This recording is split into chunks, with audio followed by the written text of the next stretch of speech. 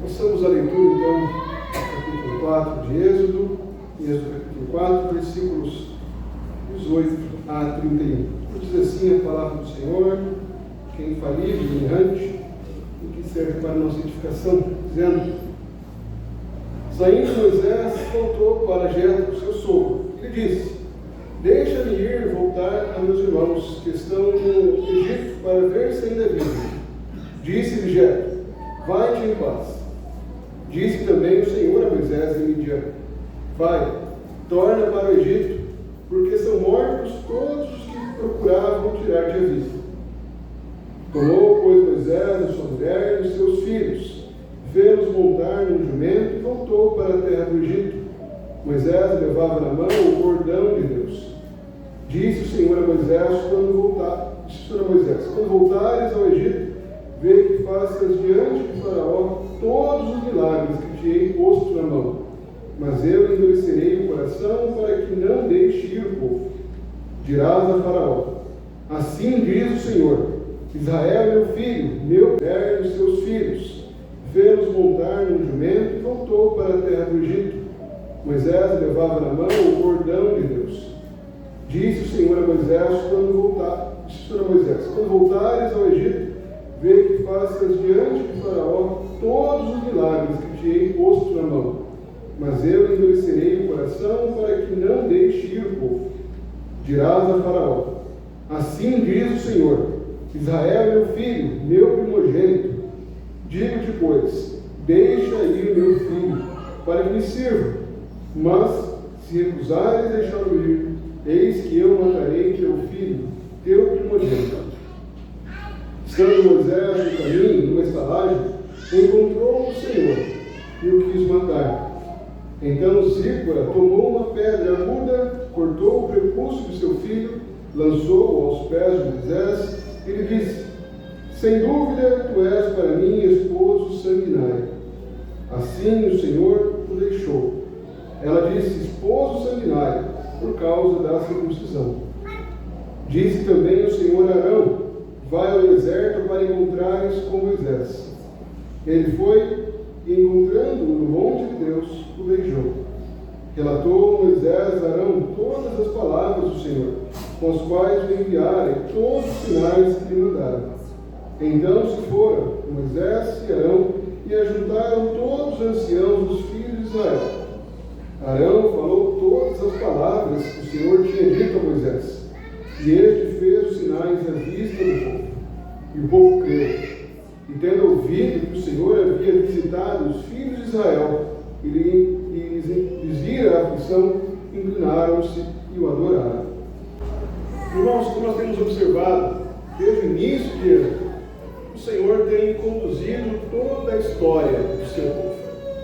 Foi o Senhor quem poupou o povo de Israel durante 400 anos no Egito.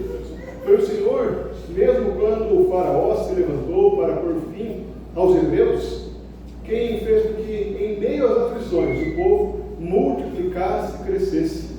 Foi o Senhor quem preservou a vida de muito do povo, a fim de que, mesmo diante da ameaça de morte, das tentativas de matar os meninos, o povo continuasse crescendo. O Senhor poupou a vida de Moisés. Foi o Senhor quem conduziu Moisés, mesmo diante da sua precipitação em matar o egípcio, o conduziu para Midian e ali o fez conhecer a Deus. 40 anos depois da sua partida do Egito, diante da sarça ardente no monte de Deus. Nós temos observado há 3 domingos como o Senhor falou a Moisés. As ordens do Senhor a Moisés, a revelação do Senhor, e como Moisés, de forma repetida, resistiu ao Senhor, tentou fugir do chamado de Deus. Mas o que vemos aqui agora é algo surpreendente. Moisés decide obedecer a Deus. Mas talvez Moisés obedeça como nós tendemos a obedecer, com um pouco de desconfiança, um pouco temerosos. Moisés passa a fazer a vontade de Deus, mas faz a vontade do Senhor, talvez com um pouco de receio. Não muito certo de que o Senhor está conduzindo a sua missão. Mas como veremos, o Senhor conduz o seu povo. título da pregação de hoje. Deus conduz o seu povo. E veremos as maneiras com que Deus conduz o seu povo na própria história de Moisés. É Deus quem primeiramente confirma a sua palavra ao seu povo, é Deus quem confronta o pecado do seu povo. É o próprio Deus quem produz fé em nós e nos faz crer na sua palavra. Deus conduz o seu povo. Primeiramente, nos versículos 18 a 23, Deus confirma a sua palavra. O Senhor começa a cumprir aquilo que ele havia anunciado a Moisés desde o princípio. A ira do Senhor de repente some de cena. Essa seção do livro começa não como o irado com Moisés, não com Moisés trazendo de novo argumentos, respostas, tentando fugir da missão, mas com a ação de Moisés simplesmente baixar a cabeça e obedecer. Após uma longa discussão entre Deus e Moisés, que acompanhamos de Êxodo 3, versículo 1 até Êxodo 4, versículo 17, Moisés simplesmente sai e volta para Jetro, o seu sogro. Moisés decide obedecer a Deus. Moisés agora não murmura, já é um homem de 80 anos, mas ainda assim toma uma decisão surpreendente para alguém dessa idade. Ele chega a Jetro e declara que ele voltará ao Egito. Deixa-me ir voltar a meus irmãos que estão no Egito, para ver se ainda vivem. Moisés mostra a prontidão em obedecer a Deus, mas ainda assim nos chama a atenção no texto que Moisés obedece, mas não muito confiante. Ele não dá nenhum sinal de que ele realmente reconheceu a sua missão, de que ele realmente agora está partindo obediente e confiante em Deus. Na verdade, ele nada fala a Jetro. Ele não anuncia a Jetro que o Senhor apareceu a ele. Ele não fala a Jetro o real propósito da sua ida ao Egito.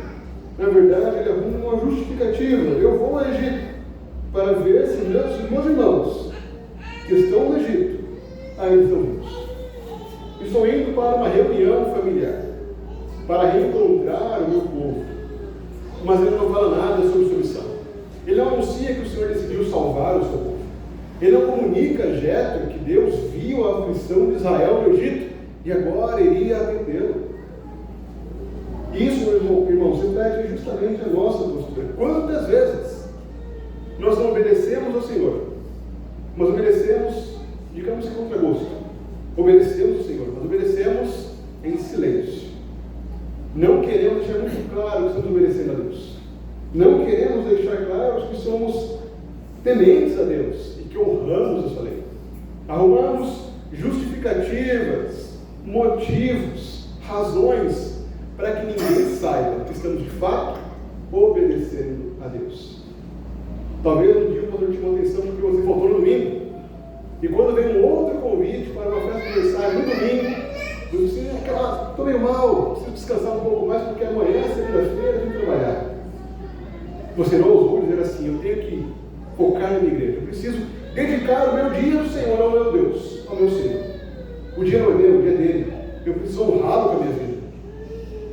Talvez no trabalho, quando pediram para fazer algo que você sabe que é contra a vontade de Deus, você simplesmente achou um motivo qualquer para que você não realizasse aquela tarefa que é contrária à vontade de Deus. Você obedeceu ao Senhor, mas obedeceu a contragosto, não de forma clara. Exatamente isso que Moisés faz. Ele vai ao Egito, mas vai a contragosto.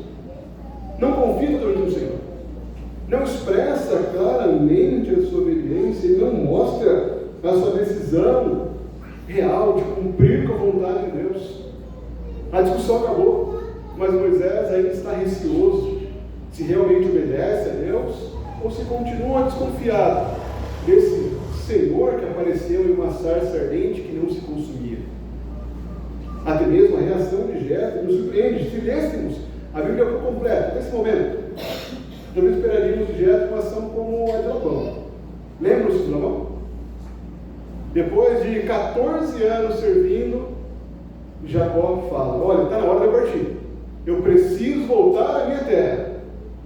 Mas Labão de novo o enrola arruma motivos para que ele fique mais um pouco, para que ele prolongue a estadia, quer manter as filhas por perto, não quer que o seu filho parte embora, não quer perder o seu melhor pastor.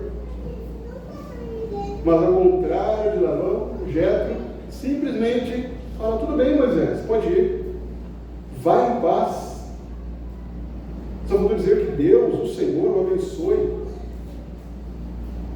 Mas ainda assim, irmãos, nós vemos como o Senhor tem sido gracioso com Moisés. O Senhor está confirmando sua palavra. Moisés apresentou tantas objeções, tantos motivos para não obedecer a Deus, que quando ele vai falar, esperando que seu sogro talvez apresentasse resistência, o sogro simplesmente diz: Moisés, vai em paz. E quantas vezes nós também não nos surpreendemos, resistimos ao Senhor, não queremos obedecer, arrumamos muitas desculpas, mas quando descobrem que nós estamos agindo por temor ao Senhor, as pessoas se surpreendem e veem nisso virtude, não vem motivo para zombaria, não zombam de nós, mas ficam impressionados, se assustam porque nós não relatamos isso antes, porque nós não testemunhamos esse Deus antes, não mostramos fidelidade de forma clara. Irmãos, sejamos fiéis ao Senhor, não sejamos tímidos em obedecer a Deus, não escondamos a nossa obediência ao Senhor atrás de muitas justificativas, de camadas. Sejamos de fato fiéis, testemunhas claras, evidentes do nosso Deus. É para isso que fomos chamados. E como se não bastasse, a própria providência de Deus, na bondade de Jetro, o próprio Deus confirma depois sua palavra a Moisés, no versículo 19. Disse também o Senhor a Moisés em Midian: vai, torna para o Egito, porque são mortos todos que procuravam tirar-te a vida. O Senhor consegue mais um refrigério, Moisés. Moisés pode ir, não tenha medo. Eu sei que no fundo você estava temeroso. Vai que você chega lá e está lá o faraó. Vai que aqueles homens que queriam matá-lo estão de novo governando no Egito, mas fique em paz, Moisés. Está tudo encaminhado. Eu vou conduzi-lo. Fique em paz. Ouça minha voz e vá. Moisés então toma a sua esposa, os seus filhos e parte para o Egito. E aqui, de novo, não devemos nos enganar. Moisés, como eu falei, já é um homem de 80 anos. Como fala Atos 7. É Estevão que relata isso. Moisés, aos 40 anos, fugiu do Egito. Matou o Egito e fugiu. Aos 80, o Senhor apareceu a ele na sarça ardente. Ele agora é chamado para voltar ao Egito. E se Moisés, aos 40, foi até Midian, casou-se com a filha de Jetro, com Zípora, e teve um filho chamado Gerson. Gerson já não é mais um menino. Temos uma criança com seus 4, 5, no máximo 10 anos. Deus imaginar Gerson já como homem formado. Alguns sugerem aí com entre 30 e 40 anos de idade já. Não era como uma criança de colo, montada sobre um jumentinho. Era um homem. Por isso que alguns sugerem até mesmo que a melhor leitura seria que Moisés tomou a sua mulher e seus filhos e colocou sobre alguns jumentos, sobre um grupo de animais para que carregassem a todos aqueles homens. E assim Moisés parte para o Egito. E ali o Senhor novamente declara a sua palavra a Moisés. Moisés leva o cordão de Deus. E o Senhor fala que quando ele chegasse, quando ele voltasse ao Egito, que ele fizesse diante de Faraó todos os milagres que o Senhor colocou em sua mão. Que ele não mentisse nada de Faraó. Mas também traz um alerta de que mesmo com todos os sinais, Faraó não creu. Manteria o coração endurecido. Na verdade, o próprio Deus endureceria o coração de Faraó. Eu endurecerei o coração para que não deixe ir o povo. E essa, irmãos, é uma das verdades, daquelas verdades indigestas da Escritura, que muitas vezes a gente tenta fugir de qualquer forma desse tipo de pensamento, de um Deus que endurece corações, de um Deus que endureceu o coração de Faraó para que não deixasse o povo ir. Como pode Deus comissionar Moisés, chamá-lo para essa missão e ao mesmo tempo endurecer o coração de Faraó? daquele que deveria ser convencido, persuadido a deixar o povo ir. Não era melhor que o Senhor, já que estava comissionando Moisés, movesse o coração de Faraó, fizesse com que Faraó abrisse a porteira e deixasse o povo partir? Mas o nosso Deus é um Deus zeloso, um Deus glorificado não apenas ao salvar, mas ao demonstrar sua justiça, o seu poder, a sua glória contra homens de coração endurecido. E isso, irmãos, da mesma forma, reflete muito no nosso próprio contexto. Todo domingo nós oramos por governantes, por homens que o próprio Deus colocou sobre nós. Oramos para que o Senhor mova o coração deles, conceda um governo sábio, faça com que eles sejam bondosos como povo, e assim conceda um tempo de paz a nós. Mas talvez poucas vezes nós vemos o Senhor mudando o coração de governantes. Na verdade, o mais natural é que aqueles homens maus que governam sobre toda a terra, em várias áreas, permaneçam sendo homens maus, que não temem a Deus, que não se curvam ao Senhor. Não é fácil, não é comum nós encontrarmos homens como Paulo, que eram maus, que desagradavam a Deus, mas de repente, pela graça do Senhor, são transformados, se voltam ao Senhor. Mas até mesmo, irmãos, diante de homens de coração endurecido, diante de governantes corruptos, que desonram ao Senhor, que não temem a Deus, que não se preocupam com o povo, nós podemos ter a certeza de que Deus pode ser glorificado ao derrubá-los, ao expô-los à vergonha, ao envergonhá-los publicamente, endurecendo o coração para que ele seja engrandecido ao manifestar sua justiça. Irmãos, isso é refrigério a nós. É refrigério porque quando vemos homens maus, coração endurecido, que não se voltam ao Senhor, podemos saber que é um Deus no céu, que governa sobre toda a terra, e que pode em qualquer momento intervir, agir com mão poderosa, ser glorificado diante de homens maus, diante de pessoas que não se submetem a Ele, que não temem. Há um refrigério para nós, porque o nosso Deus é poderoso para isso. Ele endureceu o coração de Faraó e endureceu para a sua própria glória.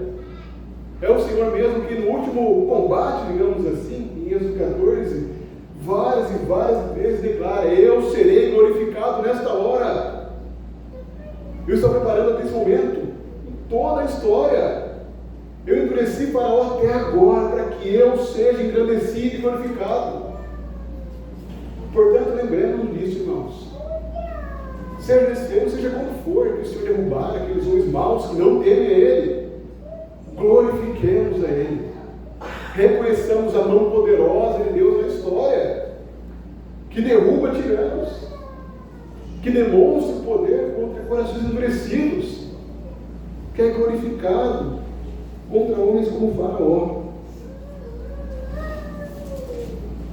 O Senhor demonstra então e profetiza a Moisés a própria ação que ele realizaria.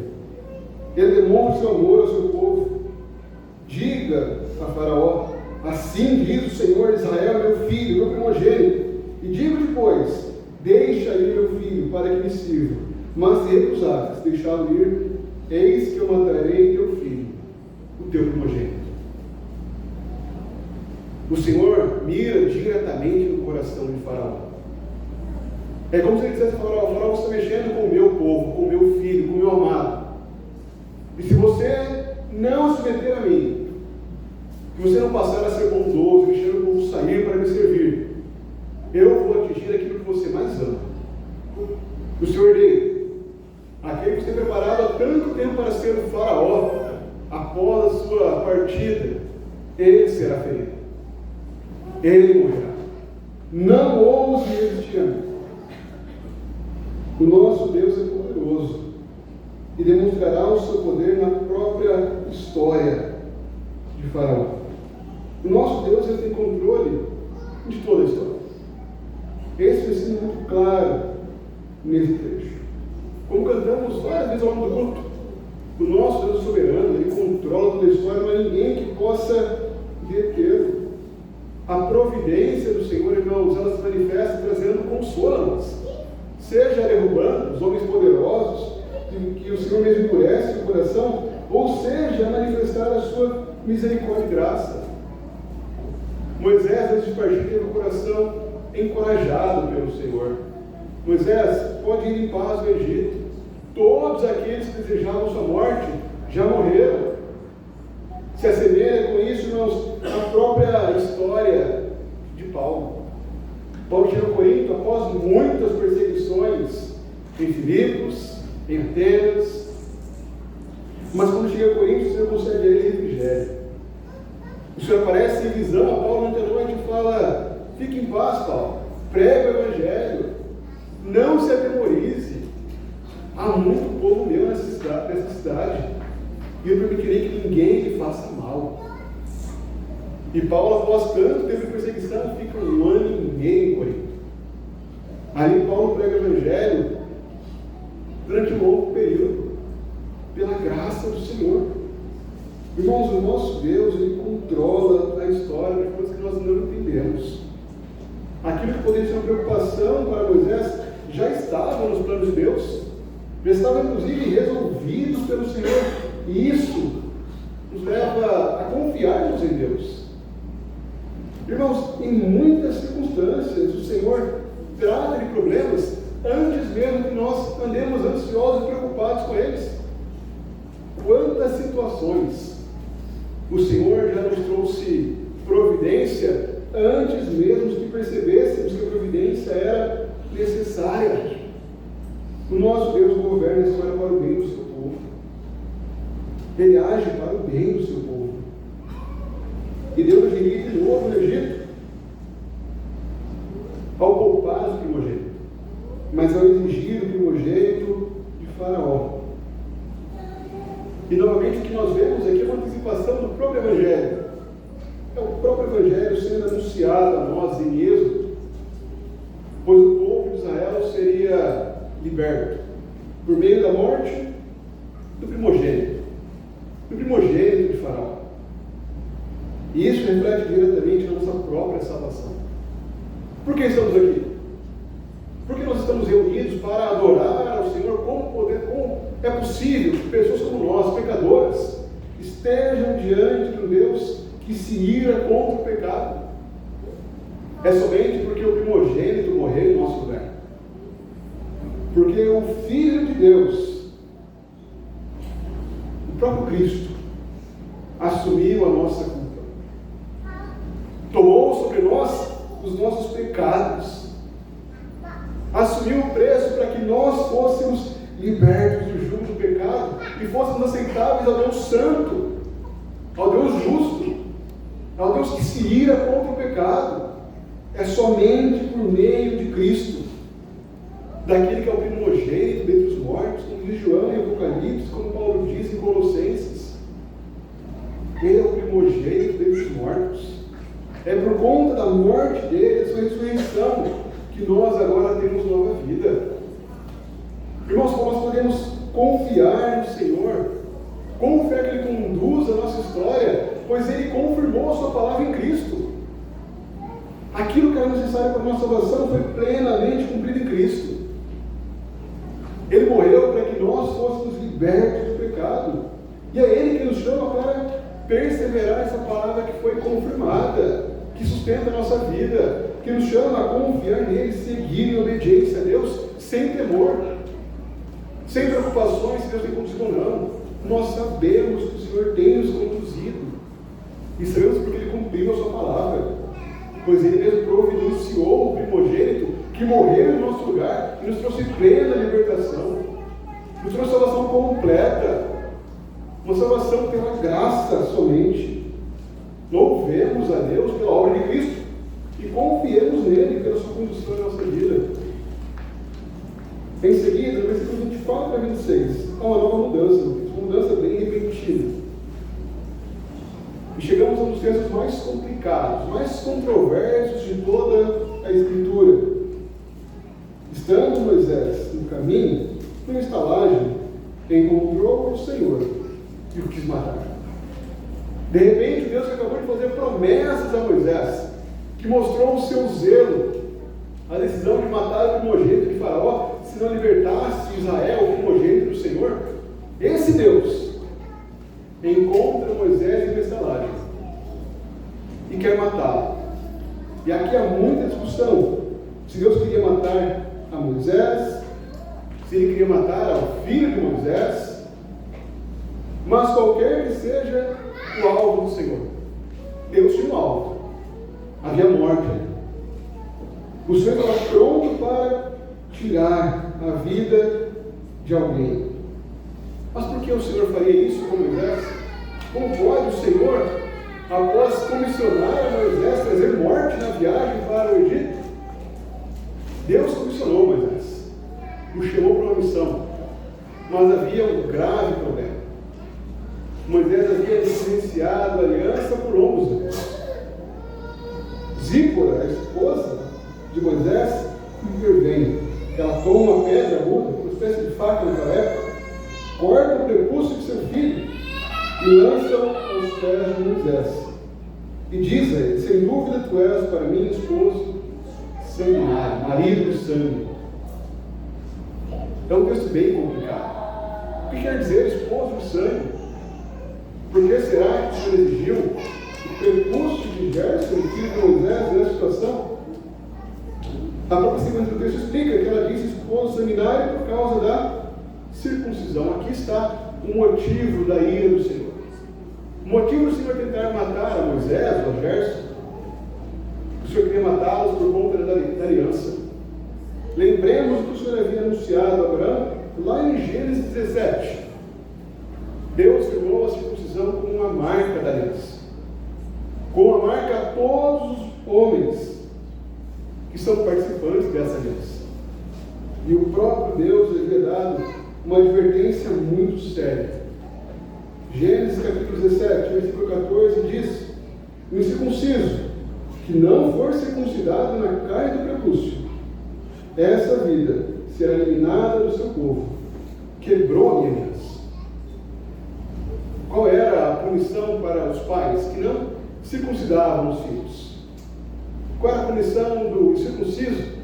Possivelmente Gerson aqui, a morte.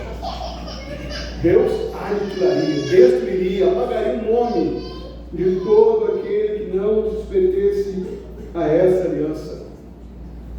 Esse era o motivo da ira do Senhor contra Moisés. Ele estava quebrando a aliança, negligenciando a aliança, e a única maneira de haver graça do Senhor era por meio do sangue. Aprendemos muito lições por esse texto, irmãos. Esses complicados ensinam lições valiosas a respeito do nosso próprio Deus. Somos lembrados que nosso Deus leva o pecado a sério. É uma advertência séria, irmãos. Nós não podemos brincar com o pecado. Nós não podemos aceitar uma vida de obediência parcial a Deus. Não nos dá o direito de escolhermos pecados toleráveis ou intoleráveis. Não é justo diante do Senhor que nós pensemos que há pecados que são convenientes, não são tão graves, mas há pecados que são inconvenientes, que não podem nem ser pensados, imaginados. Todo pecado é pecado contra um Deus perfeito, contra um Deus santo, um Deus que é justo, que se ira contra o pecado, que não tolera o pecado, do próprio Deus que nos chama, como nós lemos em Deuteronômio 10, a seguirmos a sua lei, a andarmos o seu caminho, a amarmos a Ele, ao servirmos de todo o nosso coração e de toda a nossa alma, a termos um coração circuncidado, um coração que luta dia após dia contra o pecado, um coração que não acha o pecado normal, mas que busca todos os dias crescer em santidade. Irmãos, não nos conformemos a esse século. Não achemos que é natural termos pecados, falarmos mal dos irmãos, fofocarmos, mentirmos. Os pecados que nós achamos tão toleráveis, tão naturais, são pecados graves do Senhor. Pois o nosso Deus ele é santo, ele é justo e não tolera nenhum tipo de pecado. Pecado não é só adultério, fornicação, assassinato. A nossa mentira, a nossa língua descontrolada é abominável diante de um Deus santo. Devemos arrepender, clamar pela misericórdia do Senhor, pela santificação do Senhor. Não podemos tolerar pecado. Não há nenhum pecado tolerável a Deus. Sejamos zelosos e cresçamos em santidade. Não suportemos, não passemos pano para nenhum tipo de pecado em nossa vida, mas lutemos constantemente contra toda a falta que cometemos contra Deus. É por isso que a nossa vida como crente é uma vida de arrependimento contínuo e constante. Porque não há um só dia em que nós não pecamos.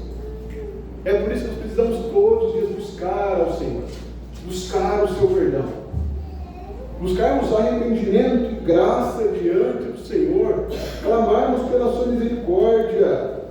Não façamos oração de confissão, de contrição apenas no hábito do domingo, mas que todos os dias confessemos nossos pecados ao Senhor, clamemos pela sua misericórdia, vigiemos a nossa boca, a nossa conduta, nossos pensamentos, pois temos pecado contra o Senhor em tudo que fazemos, em pensamento, em palavra, em ação. Nós temos pecado contra Deus, mas isso não é normal. Devemos lutar e buscar a santificação pelo Senhor. Ao mesmo tempo, o novo ensino que concede refrigério a nós, pecadores. O Senhor lhe concede perdão. O Senhor queria matar a Moisés.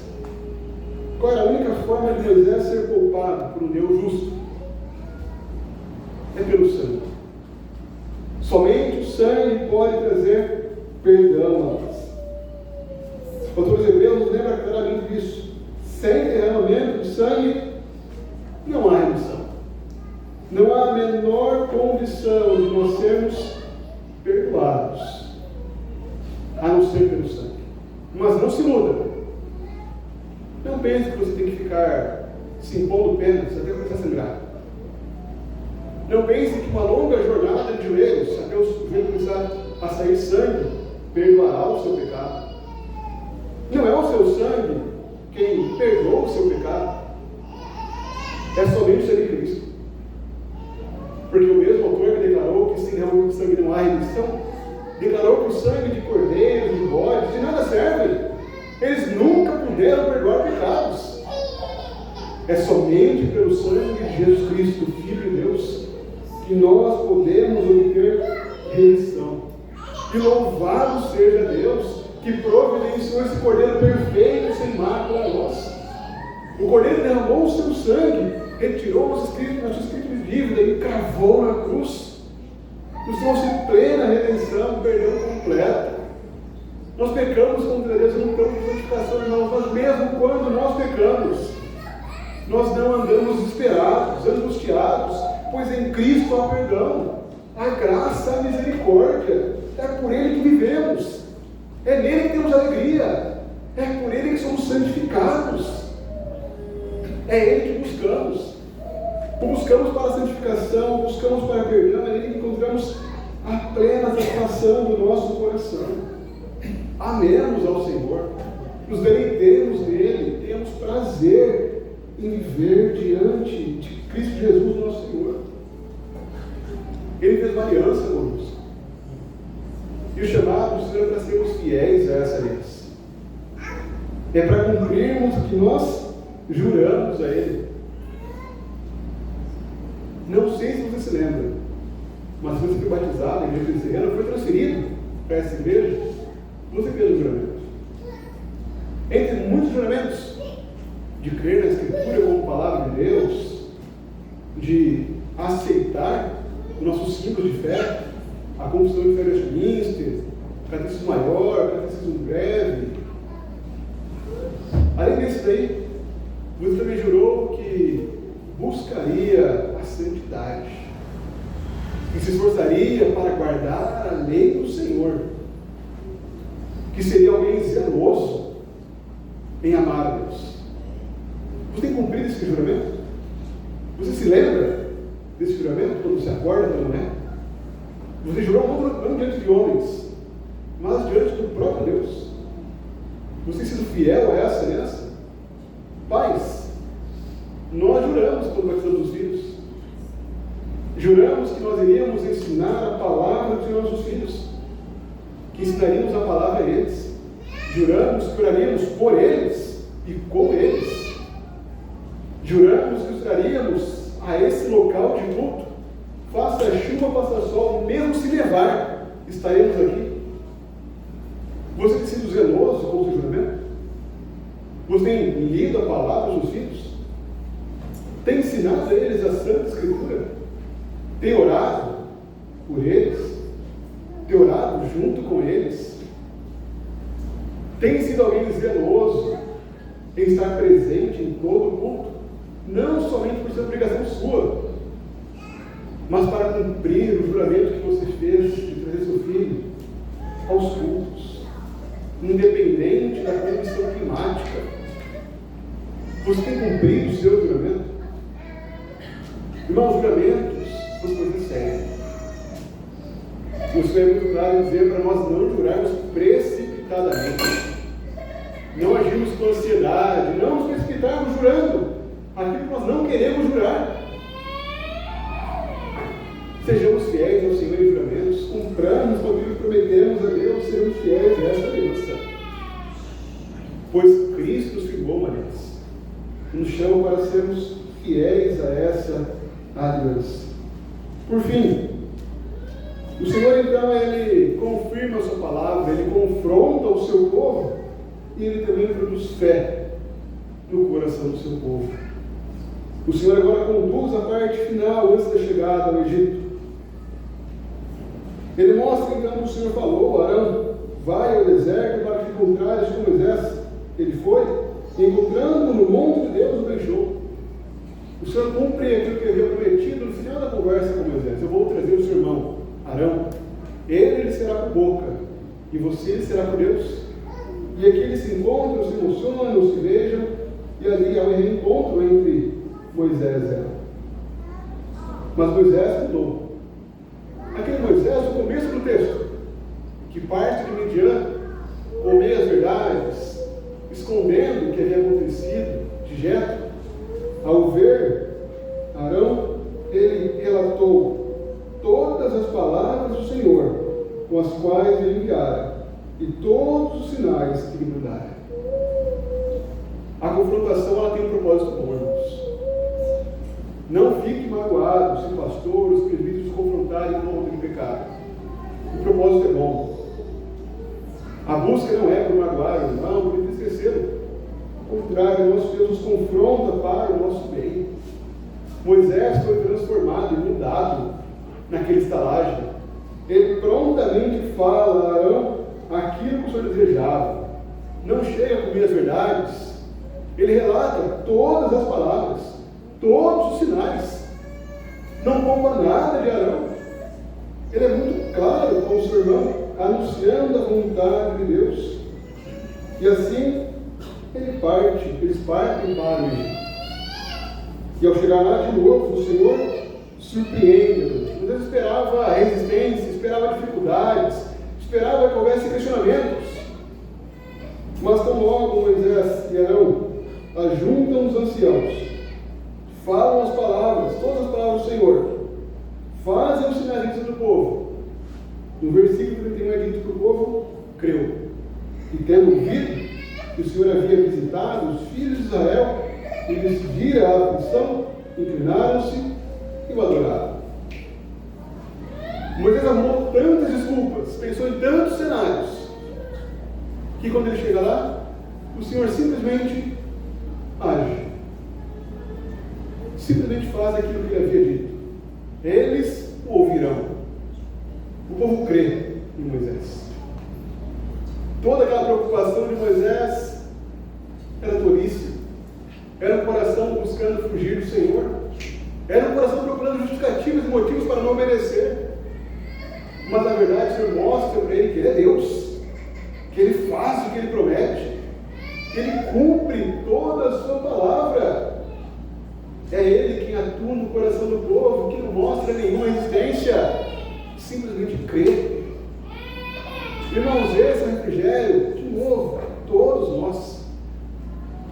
Quantas vezes a gente não fica angustiado por conta daquele parente que ainda não crê em Cristo, que ainda está distante do Senhor? Irmãos, não se iludam. Não é pela nossa persuasão, pela nossa habilidade em comunicar o Evangelho, não é por nós, já falamos disso antes, é pelo Senhor. É o Senhor que move corações da fé. Pais, preguem o Evangelho aos seus filhos, sabendo que nosso Deus é poderoso para produzir fé. Preguemos o Evangelho, irmãos, sabendo que o nosso Deus ele é poderoso para produzir fé, para mudar corações, para transformar vidas. Sejamos fiéis, Senhor. O nosso Deus ele trabalha, irmãos. Percebam como Moisés mudou na história. Em um curto período de tempo, Deus tratou a fraqueza de Moisés. Toda aquela justificativa, aquela desconfiança, de repente se dispôs a falar todas as palavras do Senhor, a falar todos os sinais. Ele age exatamente como Deus queria que ele agisse, sem nenhuma desconfiança. Deus mudou Moisés no caminho do Egito. Irmãos, Deus tem mudado a nossa vida. Nós podemos até não perceber, mas enquanto nós perseveramos, seguimos a Cristo, nós temos sido mudados pelo Senhor. Aqui eu incentivo e encorajamento a todos nós. O Senhor tem operado em nós. Se você tem amado a Cristo, tem seguido ao Senhor, tem sido fiel na sua leitura bíblica, na oração, tem buscado comunhão com Deus, saiba que mesmo que você não perceba, Deus tem te mudado. O Senhor é fiel à sua promessa. Foi o próprio Senhor quem orou por nós. Pai, santifica-os na verdade, a tua palavra é a verdade. Você será santificado se você se apegar à palavra. É o próprio Cristo quem intercede por nós, coisa que nem nós chegamos a Deus. Nós oramos ao Senhor, mas temos o refrigério de saber que Cristo intercede por nós o tempo todo. Ele vive para interceder pelo seu povo. É o sacerdote perfeito. Somos chamados, irmãos, para adorar ao Senhor. E percebam que essa adoração não está condicionada ao nosso contexto, ao quão bem, ou quão bom está a nossa vida, quão bom está a nossa vida. Percebam que nada mudou. O povo de Israel recebe a palavra de Moisés e de Arão, mas nada mudou até agora. Ainda estamos sob escravidão. Faraó nem foi consultado, nada aconteceu, mas o povo creu no Senhor, ouviu a palavra do Senhor, se prostrou e adorou, se inclinaram e o adoraram. Irmãos, não é a nossa condição de vida, não é o quão boa está a nossa vida, o quão bom estão os nossos negócios, o quão tranquilo está a nossa casa, não é isso que condiciona a nossa adoração. O Senhor vê a nossa aflição. E por mais que nada tenha mudado, somos chamados a adorá-lo. Adoremos a esse Deus. O glorifiquemos todos os dias com a nossa vida. Vivamos para a glória dele, pois ele conduz a nossa vida. Ele confirma a sua palavra, nos confronta quando necessário. É Ele que nos concede um coração que crê nele, confia nele, descansa nele e o adora. Vamos orar ao Senhor.